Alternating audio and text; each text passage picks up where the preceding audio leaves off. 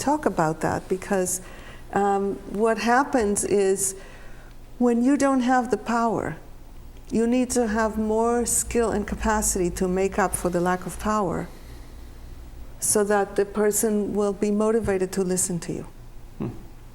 So one of the key things that you can do to support yourself in that is to frame it and to intend it to be with his best interests in mind. You're doing it not as a complaint, but as an attempt to support him. There is some good chance that if you don't have a sense that the meetings are effective, he doesn't either. Let me just check with him offline. Is it true that you're not particularly thrilled about the way the meetings are going? I don't like to think about it too much, I just kind of push through and do it. I talk my way through it. Yeah. So, meetings are that way, Yeah, so there is a general hopelessness in the culture about meetings. But it sounds like you might have some ideas about how to make the meeting more productive. So it might be a relief and a gift to him. So see if you can just try like the beginning of a conversation of where you come to him with a proposal and see if that changes the dynamic between you. Are you open to trying that? Yeah, I'm open to trying that. Of course, he hasn't heard anything that we've talked about, including what he has said. Right. So, Robert, would you mind if I took a minute of your time? Sure. I guess the first thing I'm curious about is I want to have a sense if you're enjoying the way meetings have been going lately. Meetings are meetings. They're a necessity. Okay. You can't expect to have fun, particularly, right? That's what I'm saying. It's just something we have to do. It's business. Right. So I'm hearing you don't expect them to be fun, but are you finding them effective?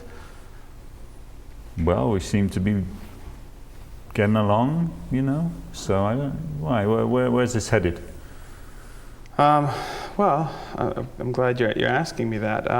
I guess to be really transparent, I'm having a very hard time at the meetings. They're not going as well as I would like, and I'm really I have some ideas for how they could go better and some observations, and I guess I'm bringing this to you in the hopes that maybe my hope was if you had a similar sense of how the meetings were going as I did, there might be room to come up with some strategies for how they could be made more to my liking.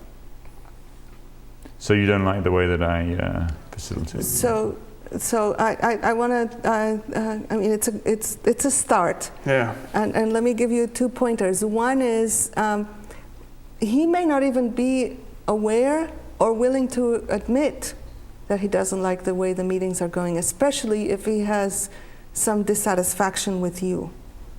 But if you were to just say something like that you have some ideas about how the meetings could go better and you think that he might like them and that he might get more out of the meetings, I have a sense that might be less challenging for him. Is that true?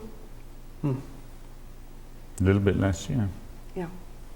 Especially if you have the ideas written clearly and it doesn't make it look like he's doing something wrong. Yeah, that makes a lot of sense. All right. Anything that you want to say in closing about this scenario before we take a break? I'm amazed that when someone's my boss, just how kind of intimidating that is. I didn't realize I carried that much tension around it. And for me, there was so much more play and ease about showing up late and having this cavalier attitude. It was much harder to be invested in repairing the relationships or asking for what I would like. Mm-hmm. Anything stands out to you? Just how easy it is to get stuck in a pattern and keep on repeating the same kind of dynamic again and again and again, and something about just getting another opinion actually on how to do something different. Yeah.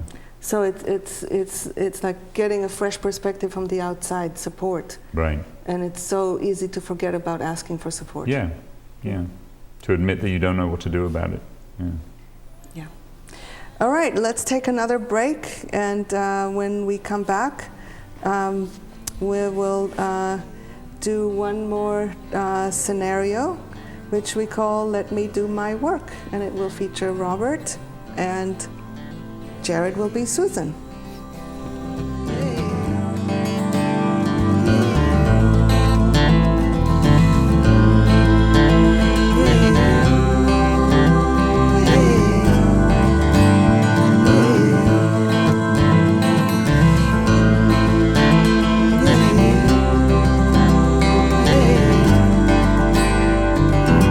Sometimes I feel like an angel, sometimes I feel like the devil, sometimes I am free, sometimes I am bound, and I have been recruited, and I've been persecuted, and it just seems to keep coming around. Yes, but I am not afraid of the man today, 'cause he revealed himself in a past life interaction we had.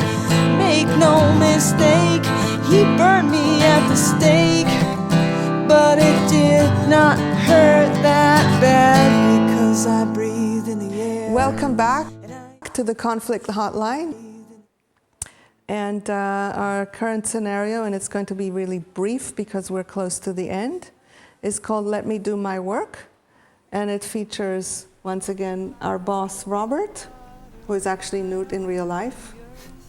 And Susan, who you can easily see, is in real life Jared. Okay.